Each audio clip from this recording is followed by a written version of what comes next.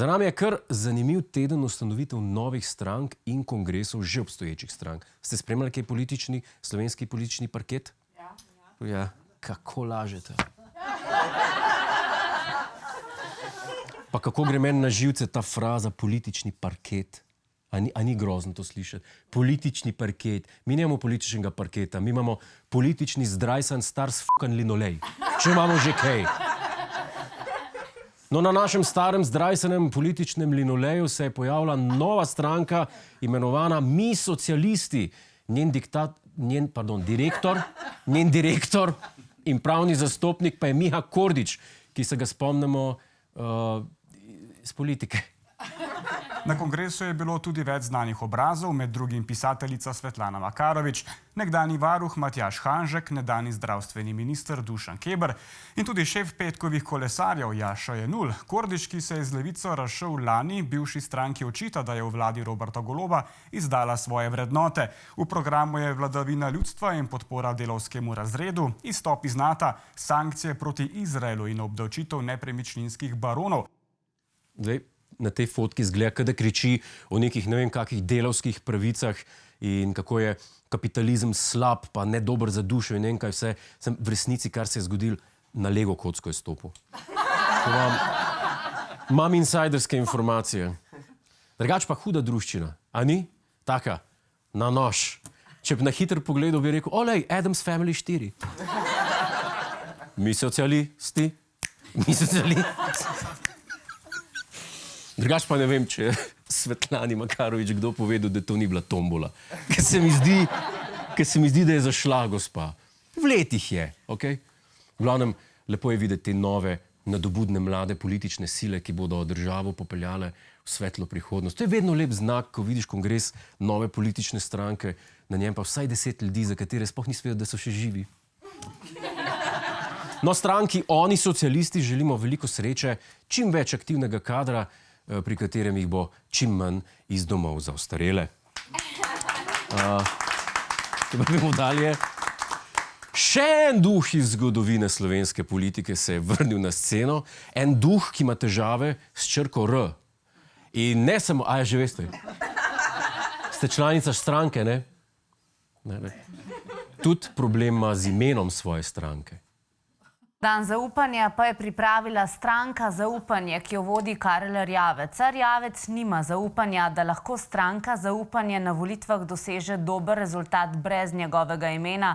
Tako Zaupanju dodaja še svoje ime, odslej torej uradno ime stranke Karel Erjavec, pomišljaj stranka Zaupanje. Karel Erjavec, stranka Zaupanje. A ni lepo, ko se človek tako ceni? Ali je bolj samovšečno? Mal je vase zagledan. Mal pa je narcisoidno. Jaz ne bi nikoli imel, recimo, svoje oddaje ta teden.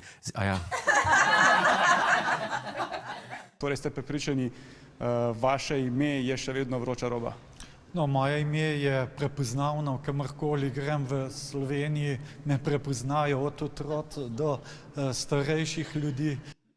Od otrok do starejših, ja. Predvsem otroc. Baje obstaja ena statistika, da 30% novorojenčkov v Sloveniji reče Karel, preden reče mama. To je ena statistika.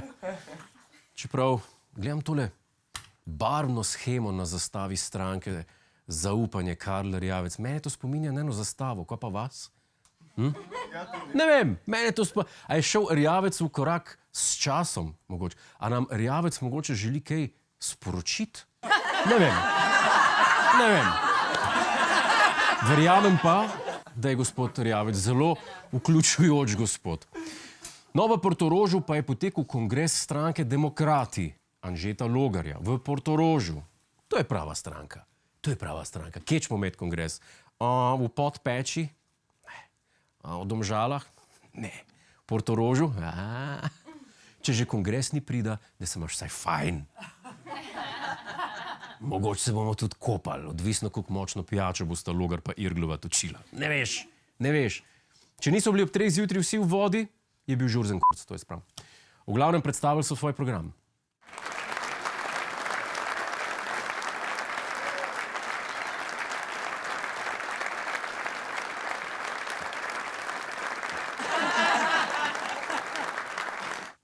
Sam fajn bi bilo spremeniti glavo na papirju, ne? Preden greš na kongres. No, tudi stranki Demokrati želimo čim boljše logote. Še en kongres je se odvijal na našem političnem linoleju.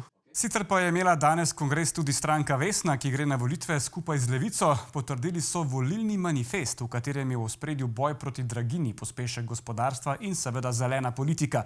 Na kongresu so bili tudi Luka Mesec in Nataša Sukič iz Levice ter Sara Žibrat iz Svobode.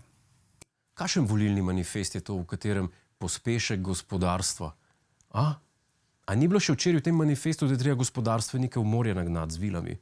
A ja, volitve bojo, se pravi rešilne čovne za vse gospodarstvenike vodi najprej, zdaj jih je treba nazaj pripeljati pa se upravičiti, da bojo spet volili za njih. In ko bojo zmagali, jih bo lahko spet nazaj z vilam v morje sterali.